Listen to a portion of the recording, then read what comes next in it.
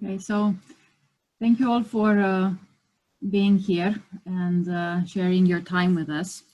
I'm trying to make it quick and nice and useful. We have a presentation for you with some research data that we've collected in the past year or so. And also we will have a panel, and please feel free to shout out, let us know your questions, ask us stuff, challenge us. We're in a time of challenge anyway. So we'll kick it off.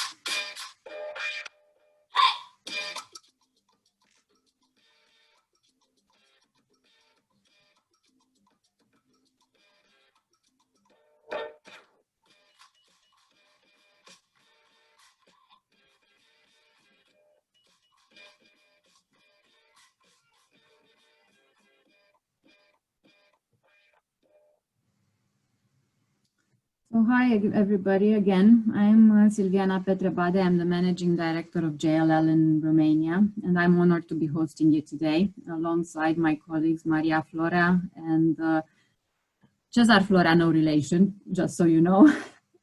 For the next hour, we will speak about our favorite subject, actually our favorite subject matter at JLL, the thing we do best, the way that businesses are using space to advance their strategy, their goals, and look after their people.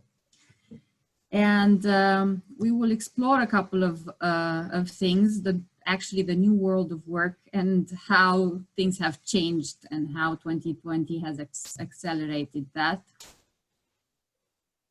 through people and the new reality. And basically what we figured out is that corporates have started to look at their portfolio differently. Never has the office environment has been a discussion point in the board meetings. Never the safety of the people has been so important to the C-suite, right? The corporate officers.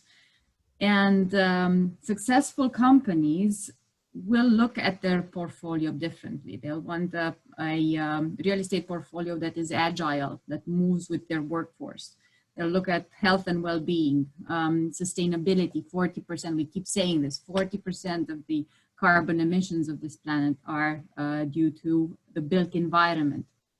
And digital transformation. We've had extreme leaps in digital transformations in the past year, things that we've been trying to implement for years in terms of technology have been accelerated by the need to connect remotely to one another.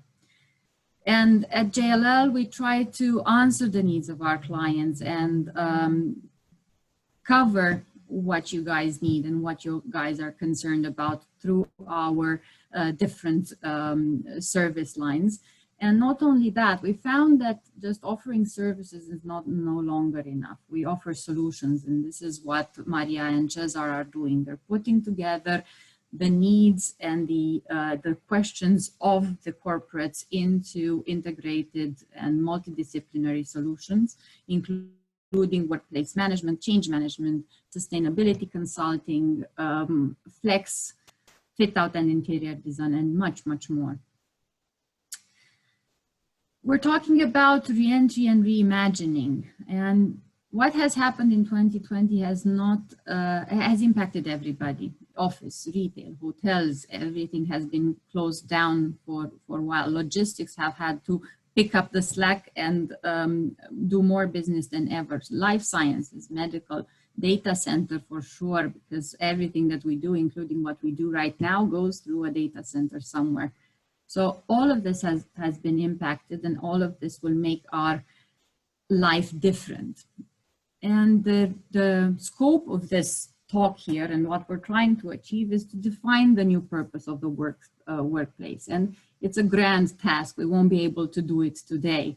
But we are all, you as occupier, you and us as occupiers, and generally as the real estate community, we are looking at what do we do with our offices? What's the purpose of having an office? Should I have an office? How large should it be? What questions should it ask? And how many people should it and which people should it welcome. So we're in a creation period, which is both exciting and scary.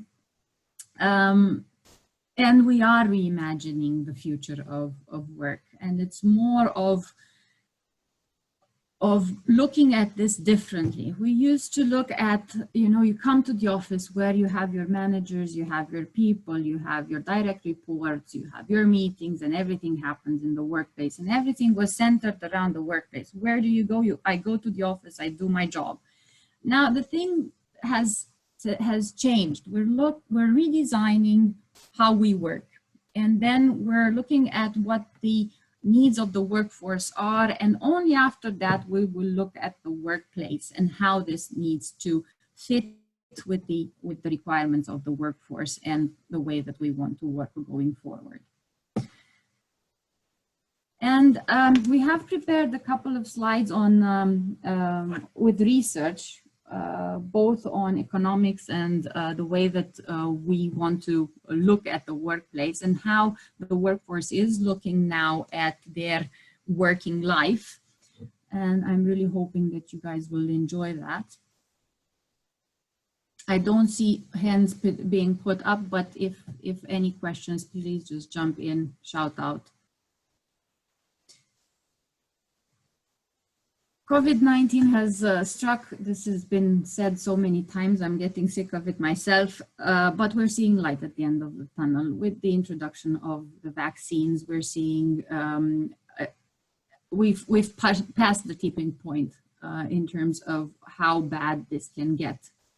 And the ECART, so the impact, as you see in the black line there, the impact of the pandemic on the economy will be less and less with the waves. And the more the vaccine is being rolled out, the more things will be better, and we know how to react to it better. It won't be the same. So the recovery is not going to be the same everywhere. This is clear. And it depends very much on how governments have reacted, what the pandemic response was, how they are rolling out the vaccine, what the fiscal and monetary policy have been and how they've been implementing, how much money they threw at it. Look at what the US is doing, which is unheard of. The cyclical impacts, of course, and how debt is being looked at. And you see the type of uncertainty in terms of economics that we're seeing in the ECART, the lines here. I don't know if my cursor shows, but the lines here are basically represent uncertainty. So you have a range of forecasts that goes from +9 to 1. So you have 8 percentage points of forecast for the UK. That shows how unsure we are of our future. Okay, the UK has its own problems and has added to their own problems, but we are in uncertain times. In all of this, the forecasts for Romania's growth in 2021 are between 2 point something and 4 point something. So we are seeing growth, granted from a very low base in 2020. It's a year-on-year indicator, but it's growth nonetheless. And we will see recovery maybe in end of 2021 or 2022. Make no mistake, that doesn't mean that this is not, we're not in a very difficult economic moment in generally, globally. However, we've responded, we came back to the office, we reactivated the office, and we're at an inflection point. And smart companies and successful companies in this inflection point will take the red path upwards.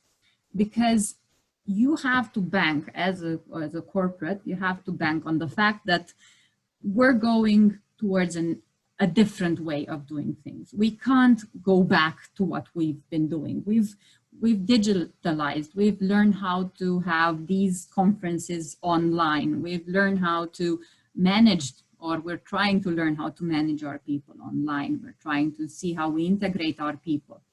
So the successful companies will reimagine the next normal. We'll go the path towards the next normal and get the competitive advantage by reimagining and flourishing in this new digital, sustainable, workforce-centric environment. The rest, however, might not. And we're saying worker-centric model, and we're discussing about a worker-centric model in a hybrid workplace, because basically we've been looking at this all wrong. It's all about the people that do the work. It's all about what they need and how they can be more effective. The days of the office as a factory are gone. We're not going to have people punching in and clocking out. You're going to have people that are probably going to work on KPIs, they're going to work on projects, and they're going to be successful and deliver in that way. And that can be done from the office, from home, or from anywhere. Like that's the vocabulary we like to use. Now it's your turn. We have a little question for you because we have our own poll that deals with some of the things. Andrea, can you help me out with this? Yes, is the one with top priorities as an employee, yes? Yes. Okay.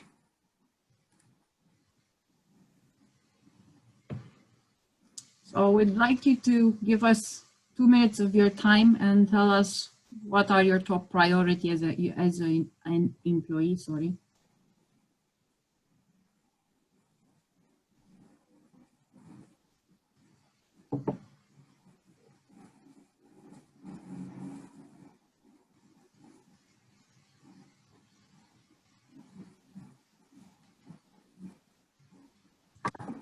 While this is going on, Andrea, may we've pulled this for around 2,000 employees in 10 countries in October 2020. And the results were quite surprising, as you can see on your screens. Just a little bit, because people are still voting. Let me end now and share results. Work-life balance, look at this. It looks very much like what we see worldwide, kind of, maybe. Purposeful job, okay, comfortable salary, physical and mental health. Oh, very interesting. I can stop share these results? Sorry? Stop sharing the results? Yeah, you can stop sharing the results, yes. Thank you. So yeah, what we see is basically that work-life balance has replaced comfortable salary as the top priority of an employee, and this is, yeah, it's quite interesting. And so has, I mean, you see here the arrows. So up one level is also local and conscious work life, which is extremely important because sustainability is extremely important, and that shows that our workforce is interested in that and is looking at that as a priority. They are considering that when they make decisions. Physical and mental health, and connection to my work community, again up level, going up in priorities. Why? Because yes, we do feel disconnected when we work remotely, and management with all their as much as they tried, as managers, we've not been trained to manage and influence people and work with people remotely. So it's not easy, and we're learning as we go. So the connection to work community is important. So, and that is done in person. It's done online if you have to, but it's done in person, and it's done in places that you share and experiences that you share. So thank you very much for helping us with your answers there. Also, I think it's the same survey indeed, looks at what employees want. And I think this is nothing new. I'm not telling you anything new. You know that most of the employees are looking at either a hybrid or an exclusively outside of the office experience. We're looking now at an average of 2.4 days in the office. So about half of our workforce would like to work in the office. And out of the 26% that look at exclusively outside of the office, only 9% are actually saying, I want to work from home, at home, in my home. So basically everybody would look at some sort of remote working, but not necessarily in the home, because it has its own challenges, as you know. And I suspect the 24% are my age and older, because we would like to work exclusively in the office. This is just the way we've been taught. So what's our hybrid future? We're looking, okay, so up until now we had offices, we punched in, we clocked in, went in at 9 and out at 5:30 or 6, whatever. But right now we have multiple choices of where our people could work. We're looking at co-working, client sites, third-party places, satellite locations, the home, and my favorite, virtual reality, and all sorts of tech that enable us to cooperate and communicate in different ways. Extremely important. Silviana, somebody is telling us in the chat that yes, cannot see the slides. It's only for Maria, or you all have see the presentation. Can you tell us in the chat, please? Okay, thank you very much. Sorry, Silviana, but it was okay, thank you. Oh, sorry. So yeah, 58% of the employees polled in the same Human Experience 2020 JLL survey say that, and this was done on our own staff, 90,000 people worldwide, prioritize working in a company that ensure their physical and mental well-being. So that's for employees is a #1 investment priority for the corporate real estate in the health and wellness and the security that people feel coming to your to the office. And now I'll challenge you again with another question.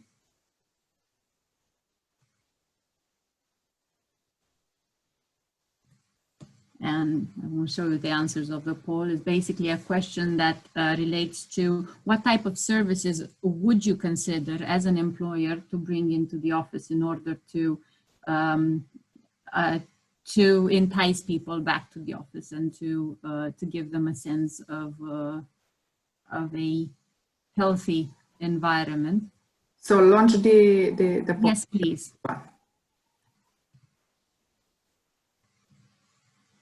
In case anybody is wondering what Life is Easy Services means, I had the same question. It is basically anything like from what was it? Having snacks in the office and having technology that is well updated, like proper computers and up-to-date software and easy to use software, and it's a broad range of services that make life easier. Your computer doesn't fall down, up to you have yoga classes in the office.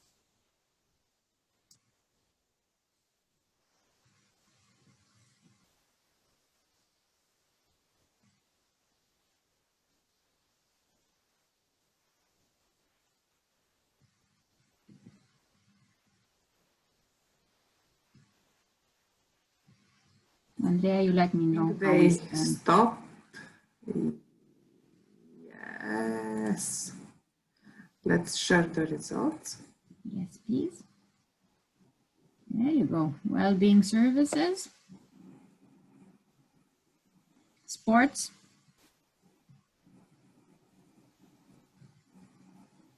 health services. Yeah, very high up on our poll as well. Cultural services. Interesting. We miss going to the theater, clearly. Yeah, apparently, yes, we do. Okay, thank you, Andrea. We can pull them down. So yeah, it sounds that we're somewhat aligned. These are the services that people would like to see more of in the office. Of course, technology that enables us to work to work easily is a bit. Just 1 second, I have a bit of an issue there. We were speaking of a digital leap. I had, we were sharing on our JLL group of a funny cartoon who helped the digital leap that we see now. Was it the CEO? Was it the Chief Information Officer, or was it COVID? Definitely COVID has helped us put technology at the top of our list. Including what we're using right now, collaboration tools in the office, prop tech to enhance real estate performance and management, and all of that. We are looking at a completely different digital environment, and everybody is, I mean, even us in the office, we're looking at how we can make joint meetings look seamless. So we have 3 people in the office and 4 people in different locations, or at home or otherwise. How can we make that seamless? How can we make that, what do we need to make this look the most natural and make sure that people collaborate easily? So all of that is technology, and we're in a technology-driven era. We will see more of that, and this is definitely a key things of what's a key consideration of how the future of work is going to look like. Sustainability is the word of the day for the year for JLL, definitely, and not for us only. 25% of the Fortune 500 companies have declared some sort of a goal towards sustainability, because we are looking at our planet and we're seeing that it needs our help. So we already see 418 buildings certified net zero through Green Building Council schemes. So corporate real estate is moving into that direction, and that is for occupiers as well as for developers, all our clients. Again, we're working you out today, aren't we? Have another question for you regarding costs and value. What are your company's priorities going forward in this new normal? We've seen a lot. Maria is working with a lot of corporates that have their own strategies, that are now building their real estate 5-year, 10-year strategies. And they're different.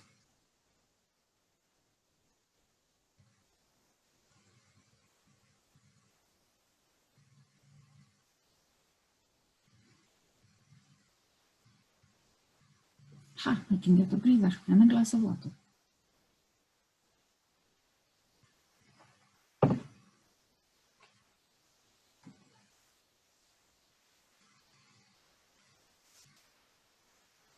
So Andrea, how are we on the responses?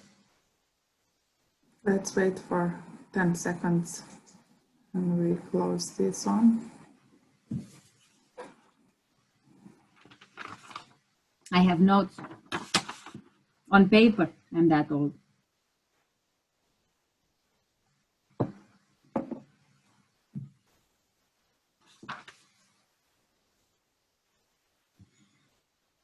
Digital transformation. Oh, I only 13% cost cutting. My heart is enlarging. I'm so proud of this.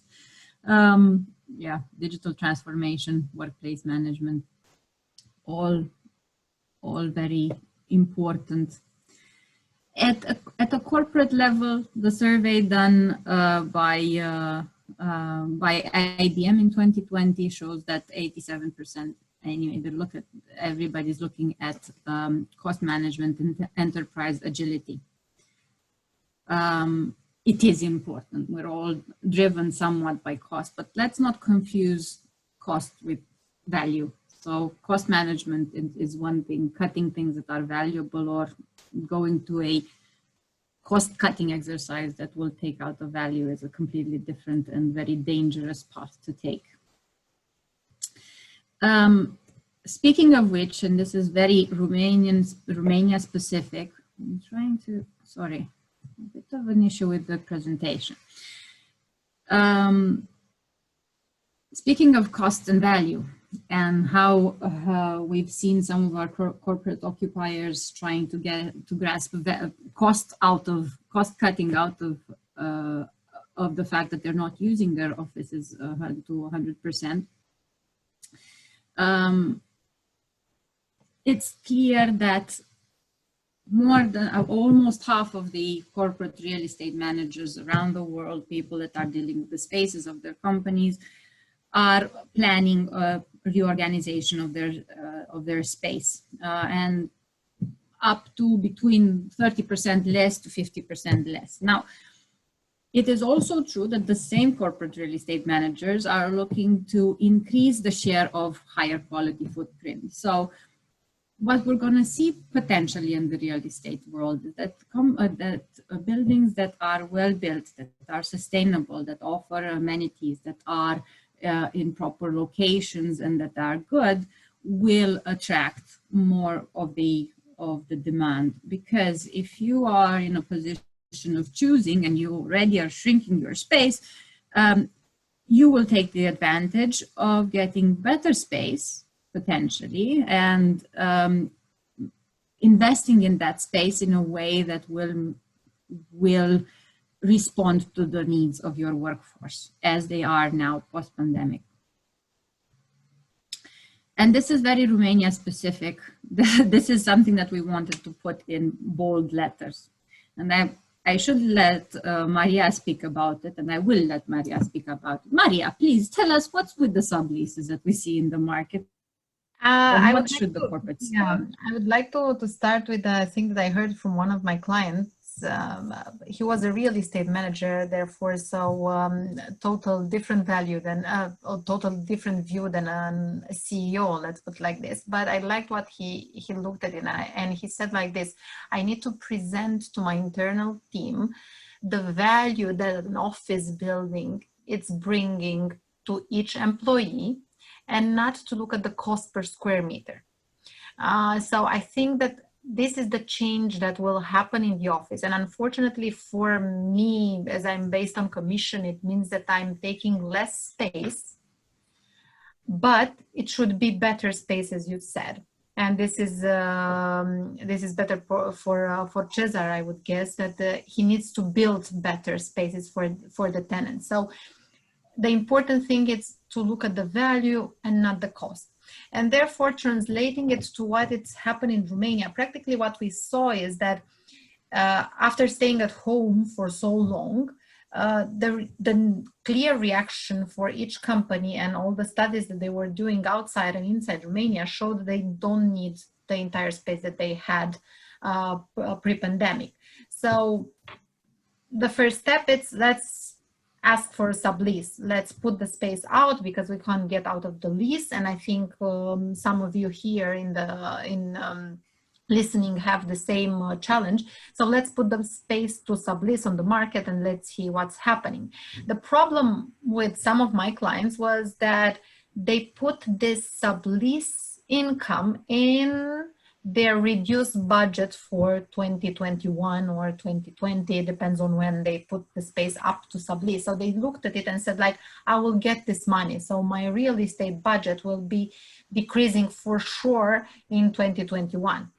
But it's a challenge. The sublease market in Bucharest is a challenge because more than 75,000 square meters are offered to sublease. They generally are in the best buildings of the town because they are the IBMs, the Microsofts, the Oracles, I'm just sharing names, they don't have all of those to sublease space, but it's this kind of company that will put space to sublease. They are in the best buildings of Bucharest and they will offer it for very, very good price already fitted out.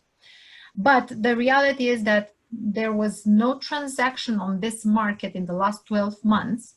And I'm not seeing huge potential of taking this 75,000 square meters, 75,000 square meters out of the market, because the tenants that we're looking at and didn't sign were tenants of 500, 1,000 square meters. So it's a difficult market. So my suggestion is, if it's not too late, of course, it's don't look at it as an expected saving, but look at it as a bonus. Everything that you will get out of that sublease, it will be just income, extra income from your company, or money that you can use and invest, in my opinion, in management trainings for for online management. So, and we are expecting this to increase the sublease, as I'm seeing majority of the clients looking at the portfolio and saying that they don't need the entire space. So, yeah, a word of caution is, I think, yes, what Maria is sending you. Don't budget for the saving. If you get it, it's fantastic, but it's a very competitive market out there in the sublease space. As you can imagine, in this economic environment, there's not a boom of new demand. Most of the existing occupiers are doing the same, so shrinking the space. So yes, don't budget for it. It's a good to have if it comes, but don't budget for it because it's not prudent. And don't forget, you are just in competition with the experts of the market, landlords. So yeah. So what is the new purpose of the workspace as a conclusion of what we're saying so far? It's a place to learn and socialize and innovate. And it's a place where you engage your employees and you give them the experience of working for your company. It's a place of health and well-being, or nothing at all, because we found out how important that bit is in for our employees. It's a brand experience, and this is also extremely important for the loyalty of your employees. And it's a culture and pride of belonging. It's a place where you can say, look, I work here, look how nice it is, look how they take care of me as an employee. We're still designing that, all of us, you as occupiers, us as real estate people, HR people, as looking at employees, and designers all over.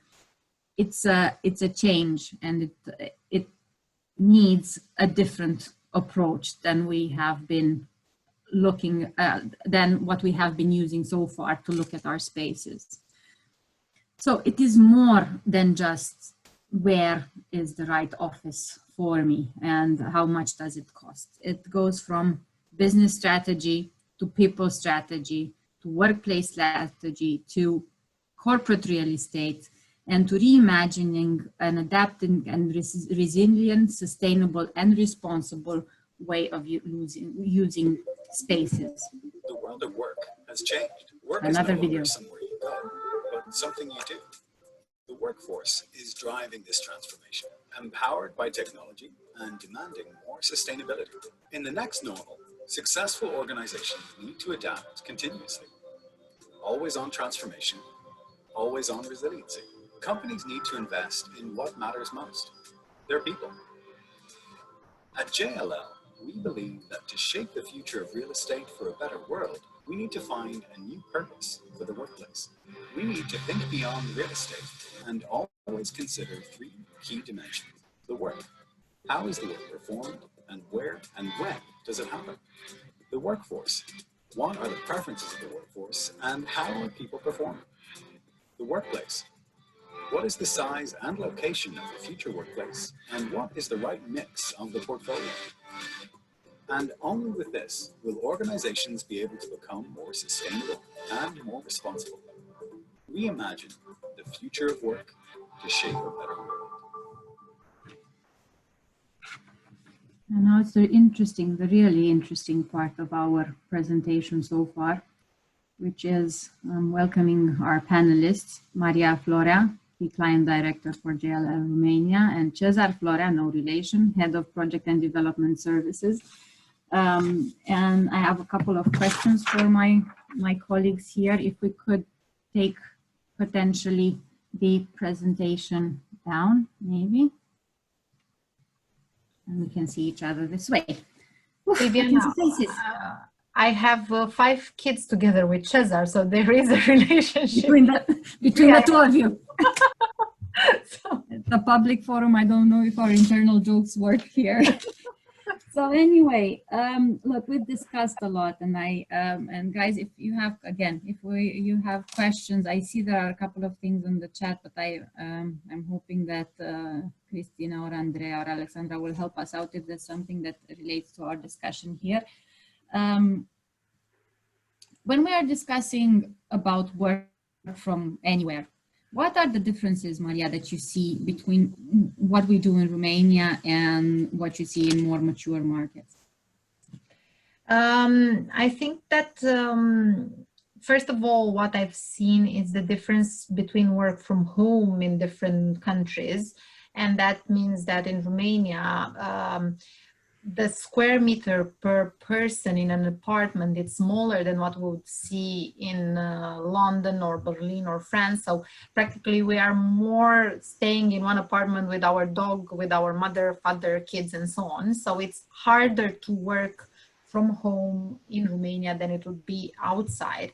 Working from anywhere, meaning not only home, then now going to the co-working, to a hotel, or any other type of things that we were discussing previously, it's also different because in Romania, the majority of the services, and this is why we are here with ABSL, it's the shared service type of BPO type of services that is provided in the office in Romania. So a lot of the stock, office stock that we have here in Bucharest, it's directed to this type of services. And while in London, Berlin, or I don't know, Paris, you will see a lot of headquarters. And what we saw in those more mature markets is that a lot of the companies took one headquarter somewhere in the city center or in the hub, the office hub of the city, and then started to take smaller spaces around the city in the type of co-working space. Therefore, they already, before pandemic, they were already thinking about the workforce and what it's easier for them, and also about sustainability, because practically you will travel faster and with less gas consumption if you go to work near your office. So we saw that there, but in Romania we haven't seen it in the same way. Yeah, we were on the track of potentially putting everybody together for easier management, rather than making sure that people work where they live for sustainability reasons, for their own comfort, and to the chagrin of the management, in spite of the management. Yeah, that is interesting, and we will have to watch and see if this trend is going to pick up here as well. Cesar, which are the needs of employees from the perspective of the office space within the new normal? What do you see? Thank you, Silviana. I would relate this question to what you've presented until now, and what the results of the poll were, the local one, I mean. Obviously, the first one would be the health safety. Yeah, we've seen in the presentation and also again in the poll that this is number one in terms of priorities for the employees. So the companies will need to adapt and make sure that the premises that they offer for the employees will reach the needs and expectation of the employees. So that would be number one from my perspective. And the second one would be obviously the technology. Just like we discussed, and it has been shown in the presentation as well, given the fact that the office is not the center of our work anymore, yeah, and work can be done from virtually any place where you have electricity and internet connection, for instance, then it's mandatory to have a good computer, obviously, good internet connection, so on. So these are the easy life services we were talking about. Exactly. And then besides these two elements, which are key, I would say, for the employees to perform, then it goes to areas and spaces of collaboration, brainstorming, socializing areas in the premises, allowing the employees to perform, to use their imagination, creativity, and so on, and to bloom. In one word, in terms of innovation, and obviously these elements will bring an added value and advantage to the companies at the end of the day, right? I'll challenge you a bit and ask you, what are the innovative technical solutions to be implemented in these office spaces going forward? Yeah, it's obviously, again, I won't ask you about cost. I'll just ask you about the solutions. And yeah, maybe it would be interesting to get to costs as well, I have to admit. But yeah, in terms of solutions, obviously, number one would be, again, related to health and sanitary elements, let's call them like this. Would be like self-cleaning surfaces.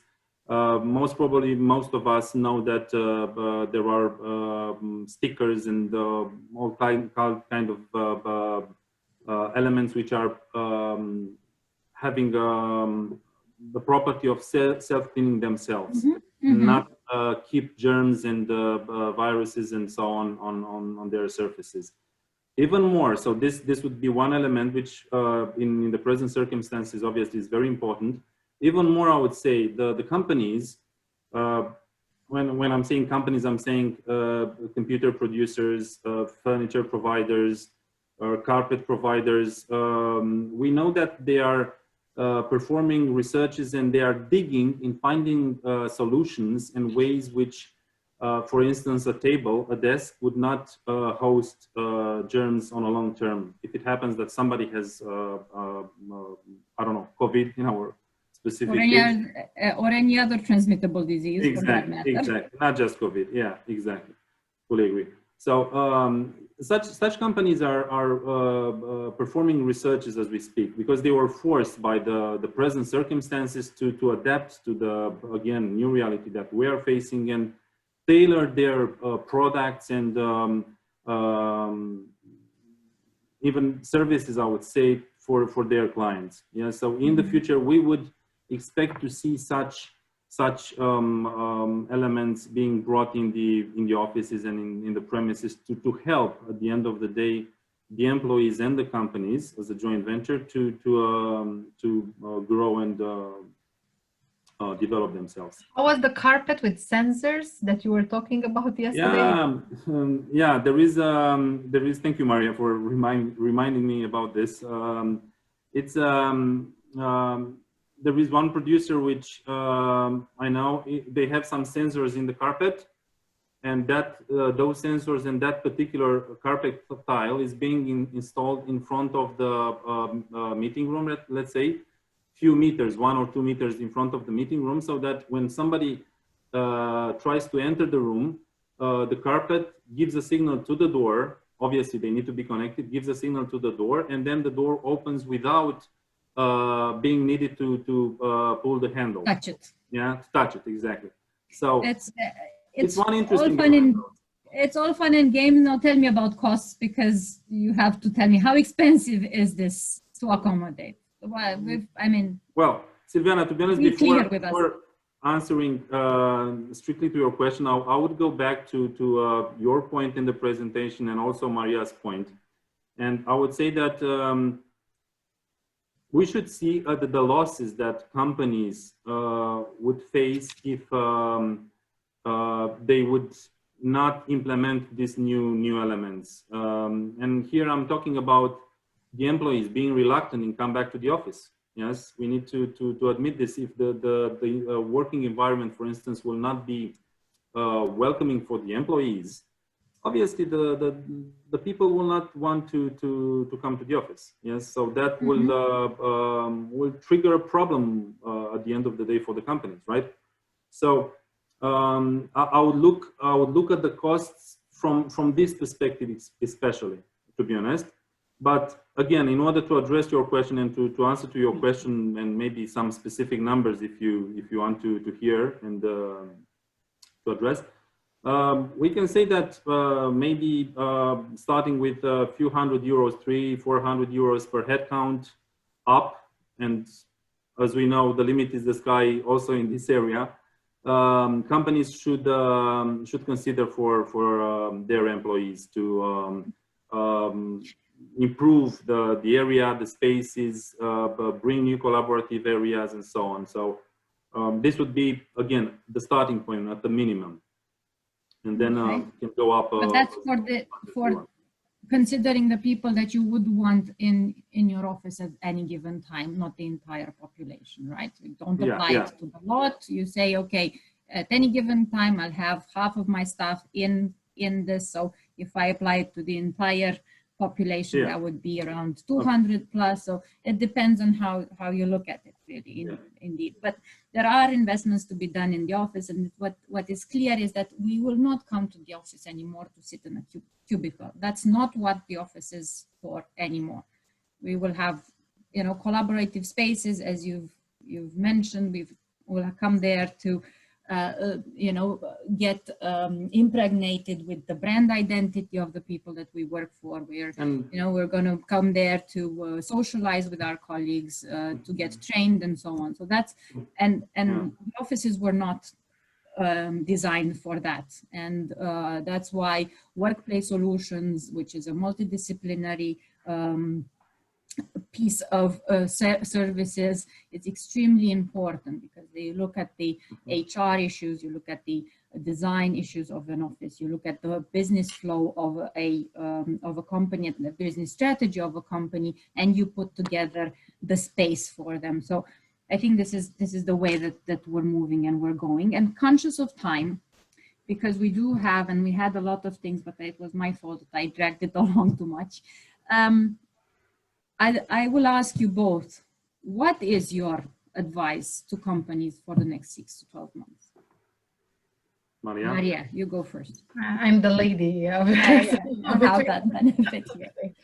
So first of all, and I think it's not the first time that I'm saying that, it's just do your internal studies and look at how it's your work organized and what is your workforce is needing here in Romania, because I saw a lot of research is done at the corporate level and all over Europe and so on, but we have to look at what is Romania actually is needing and how we should organize the next 5 years of our organization based on the needs, the current needs of people in Romania. Secondly, I think, again, I would like to emphasize on the fact that it's pandemic, it's a crisis. Of course, everybody has pressure on costs, and it's normal. We have pressure on cost, and I would imagine that everybody here has that, even if it's not important, and it was only 13% in our panel today. Oh, right now, yes. It's still a thing that I'm hearing from my clients. But a successful company and one that will rise above this crisis is the one that invests in people, is the one that invests in trainings right now, how to manage people online, the one that invests in what are the things that my employees are expecting to have at work when they are back, and so forth. And we have to be cautious of costs, but we also need to see where we have to bring value in order to pass easily and get out of this situation as fast as possible. Cesar, you tell us. I subscribe obviously to what Maria said, and I would just add that needs to be obviously prioritized as much as possible and try to roll out these things as fast as possible in order to get obviously the benefit out of it. I would see the architects being involved in the process, workplace consultants, so that at the end of the day, the companies will take benefit of it to the most possible extent, obviously. So it is it is something that needs to be done fast. The longer this is delayed or not put in place, most probably the higher the effects, the negative effects will be on the employees. Yeah. Guys, thank you very much. To sum up here what we have been saying, it has become clear that in the next few years, organizations will move from a workplace-centric model to a workforce-centric model. And this is an incredible shift in perspective that we see across the board. And that means that everything that we do in real estate, because this is what you've signed up for, will need to go beyond real estate. We're just not going to be able to look just at the square footage. We're not going to be able to look just at the square meter per head. We will need to look at a more digital, a more sustainable, and a more responsible real estate. And I challenge you all to reimagine the future of work for a better world and do it together. And we thank you very much for being here. We know there's a lot of things going on. We know there are a lot of video calls and there are a lot of meetings through Zoom, and we have Zoom fatigue or Teams fatigue or some sort of screen fatigue. But thanks for sharing your time with us. And if you have questions, do let us know. We don't see anything in the chat. I'm hoping that doesn't mean that we were completely boring. We answered them during the time. So yeah, thanks again, and stay safe and healthy, and we'll see you next time. Thank you very much.